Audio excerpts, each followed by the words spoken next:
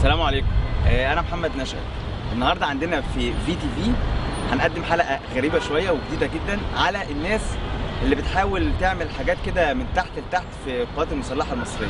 هم بيشتغلوا على طريقه الكاميرا الخفيه، او يعني نقدر نسميها كده على طريقه انفخ البلالين يا نجاتي.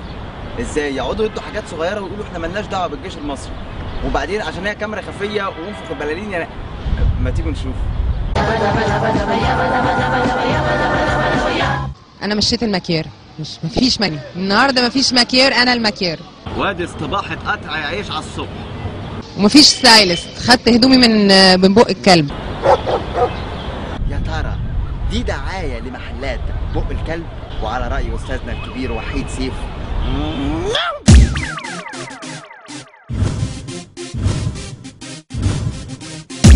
مين اللي بيمول محلات بق الكلب؟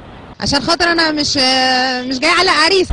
يا نهار ابيض، هو انت لسه ما اتجوزتيش لغايه دلوقتي؟ ده انت تخلفيني ياما. انا شكلي كده، اللي مش عاجبه ما يتفرجش. يعني مشيت المكير والكوافير، قال يعني كانوا جايبين نتيجه قوي. تاني حاجه، انا مش محضره الحلقه دي، انا مرتجلاها.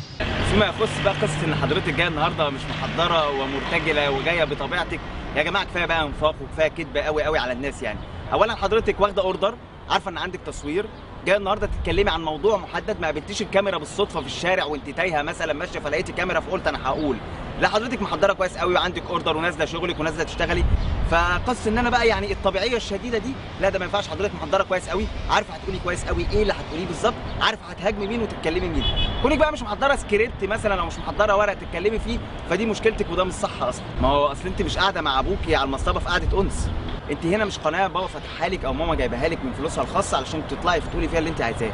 الاعلام يعني تكوني محضره كويس، تكوني مذاكره كويس، تكوني عارفه هتقولي ايه، لان انت بتخاطبي ملايين البشر، فدي مش شطاره. الناس دي لو ما اتحكمتش مفيش حد هيجي بعد كده هننتخب. انتخبناه بقى ما انتخبناهوش مش هيحترمنا. الراجل اللي بيرجع في كلامه وبتنزل عن طاره بيبقى ملطشه للبلد كلها، واحنا مش عايزين طار، احنا عايزين عداله. استاذه نوره بتقول ان كل طلباتها ان يحصل محاكمات عادله للسيد الرئيس محمد حسني مبارك واسرته وكل النظام الفاسد.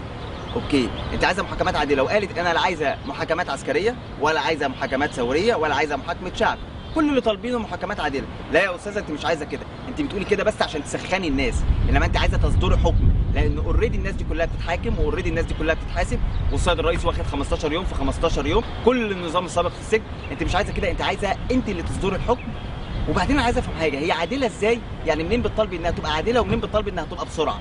اعتقد ان السرعه دي يعني عايز الله دي ما يفكرش يضرب على طول كده اي حكم في الدنيا. بس انا عايز اقول لك حاجه، لو انت عايزه تصدري الحكم هو حل بسيط جدا ما فيهوش اي مشكله. تروحي الصبح على دار القضاء العالي في الاسعاف، تضربي شريطه حمراء، تيجي اول واحده تقعدي على المنصه ومعاكي شاكوش، اعدام شنقا، بس خلاص. والسعوديه والكويت والامارات يهددونا ان هم هيسحبوا الاستثمارات، احنا مش عايزين استثماراتهم، مش عايزينها. السعوديه بتضغط، احنا مستعدين نتصدى لكم. الفلوس اللي السعوديه هتسحبها احنا الشعب كفيل بيها. فعلا والله دي حاجه جميله خالص، نقطع علاقتنا بالسعوديه والامارات والكويت وتبقى هي دي الوحده الوطنيه اللي احنا عايزينها. ويا ريت كمان بالمره يا جماعه نلغي مراسم الحج في السعوديه ونحج كلنا في لندن حتى تراوا. تصورهم عن مصر ان هي الست اللي في كبريهات شارع الهرم، يعني بتاخد فلوس وتخلص يعني، ولا ايه؟ مصر زي الرقاصه، تاخد فلوس وتخلص. فعلا هي دي الحريه اللي كلنا عايزينها. حقيقي يا اخوانا، اللي خلف ما ماتش. ولاد الوسخه عمالين يقولوا لنا شيعه وسنه، ذلك الشبل من ذاك الاسد. وازمه السولر ومش عارفه ايه وايه. ازمه السولر دي لو يدرع، معلش نحاول غاز طبيعي. والنبي حد من بنزينه يرد عليها، انا مش هرد. يا استاذه يا متعلمه بتاعت المدارس، هو ما حدش قال لك ان العربيات اللي بتمشي بالبنزين هي بس اللي ممكن تتحول لغاز طبيعي، انما العربيات اللي بتمشي بالسولر ما ينفعش تتحول لغاز طبيعي؟ ولا احنا لازم نحشر اسرائيل وخلاص عشان الناس مظاهره اسرائيل اضرب يا ولا اي معلومات في البتنجان؟ شباب هتشوفوا ناس شبههم، انا عامله معاهم حوارات بتكلم معاهم. 18 سنة و19 سنة، 18 سنة و19 سنة، 18 سنة و19 سنة، ومش بيحبوا إسرائيل، بيكرهوها. وجم يوم النكبة يوم 15 مايو تظاهروا قدام السفارة متهمين بان هم حاولوا يقتحموا السفاره، وده مش صحيح، وهتسمعوا شهاداتهم. الشباب اللي كانت عايزه تخش السفاره الاسرائيليه وتنزل علم اسرائيل، استاذه بتقول لك هم ما كانوش عايزين يقتحموا السفاره يا جماعه، الشباب كل هدفهم البريء انهم ينزلوا العلم، ينزل العلم على طول مفيش مشاكل. انا عايز اعرف هو العلم هينزل ازاي؟ يعني العلم الشباب اللي واقفه دي هتخش تنزله ازاي؟ انتوا عارفين سفاره اسرائيل في الدور الكام؟ فوق. شايفين العماره دي اللي فوقيها علم؟ ده علم الكيان الصهيوني اللي الشباب كان عايز ينكسه، ما طلبش اكتر من ان هو ينزل بس العلم. يعني الناس هتخش شويه يطلعوا في الاسانسير وشويه يطلعوا على السلالم وهوب ينزلوا العلم، انتصرنا حقيقي. قال يعني كده ما اقتحموش السفاره، كده داخلين في مظاهره سلميه جميله. هو لما يحصل بيننا وبين اسرائيل اي حرب دلوقتي، كل الشباب اللي واقفه دي، الجيش بتاعنا ده هيبقى على الحدود بيحارب، واحنا قاعدين على الفيسبوك الله نشير حاجات، ننزل نتشقلط مع بعضينا. انت شفتي امن المركزي وصل امتى بقى؟ حوالي الساعة 9:30. 9:30؟ ماشي. الموضوع كان هادي جدا جدا جدا لحد على المغرب كده جاي الامن المركزي. على المغرب كده يعني حوالي 6:30. طيب ماشي. 3 عربيات امن مركزي جم على الساعة 3. 3؟ ماشي. انت شفتي امن المركزي وصل امتى بقى؟ حوالي الساعة 9:30. الموضوع كان هادي جدا جدا جدا لحد على المغرب كده جاي الامن المركزي. 3 عربيات امن مركزي جم على الساعة 3. 3 و9:30 و6:30. هي مش دي مواعيد السينما؟ يا ترى بقى الامن المركزي كان نازل حفلة كام؟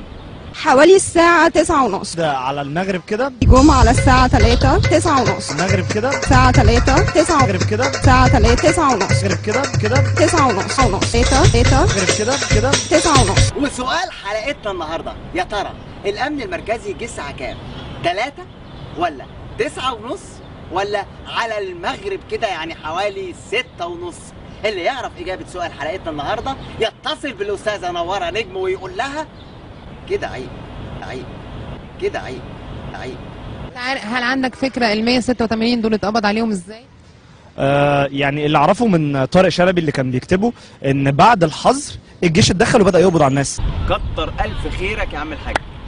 الأستاذ بيقول إن الشباب اتقبض عليهم بعد الحظر، فاسمحوا لي أشكر القوات المسلحة المصرية إنهم يقبضوا على أي بني آدم يمشي بعد الحظر، وأظن ده دليل واضح جدا يا أستاذة نوارة إن الجيش عمل واجبه والمطلوب منه. لو كنا في موتنا في التحرير كان أرحم، انتوا بتموتونا عشان إسرائيل. لو كنا في موتنا في التحرير كان أرحم، انتوا بتموتونا عشان إسرائيل. لو كنا في موتنا في التحرير كان أرحم، انتوا بتموتونا عشان إسرائيل. بصي الحاجات دي احنا كنا بنعملها زمان سنة أولى تمثيل واحنا لسه صغيرين في الجامعة، ما بنعملهاش دلوقتي، انها بايخة قوي بصراحة. أستاذ مسلماني اسمح لي إن احنا النهارده هنوجه لك شكر خاص جدا. أستاذ مسلماني كان قال إن بتوع 6 إبريل ما خدوش كورسات بره، واحنا قلنا إنهم خدوا كورسات بره. أستاذ مسلماني النهارده بيقول إن أي حد هينزل ضد الجيش فده اكيد بيعمل لصالح اسرائيل. طب ايه راي حضرتك ان اللي نازلين ميدان التحرير هم اللي بيعملوا ضد الجيش، هم اللي حضرتك قلت عليهم ان هم ما بياخدوش كورسات بره؟ يا ترى ده يفرق معاك؟ البلد دي مش هينصلح حالها ولا هتبقى محترمة لو اذا سرق الشريف فينا ما اتحاكمش، يعني لازم يتحاكم. اذا سرق الشريف فينا لازم. انا خرفته. وبكده اعزائي المشاهدين نبقى وصلنا لنهايه حلقتنا النهارده. لو انت من اعضاء صفحه VTV هتخش على الصفحه وتشوف الفيديو بتاعنا، اما بقى لو انت مش من اعضاء الصفحه فهتخش على اليوتيوب هتلاقي الفيديو وهتلاقي اللينك بتاع الصفحه بتاعتنا في الديسكريبشن تحت الفيديو مباشره، هتدوس عليه بعد كده هتدوس لايك تبقى من اعضاء الصفحه بتاعتنا ان شاء الله. اما بقى في حاله انك ما عندكش نت خالص فوعهد الله ما هتشوف الفيديو. السلام عليكم.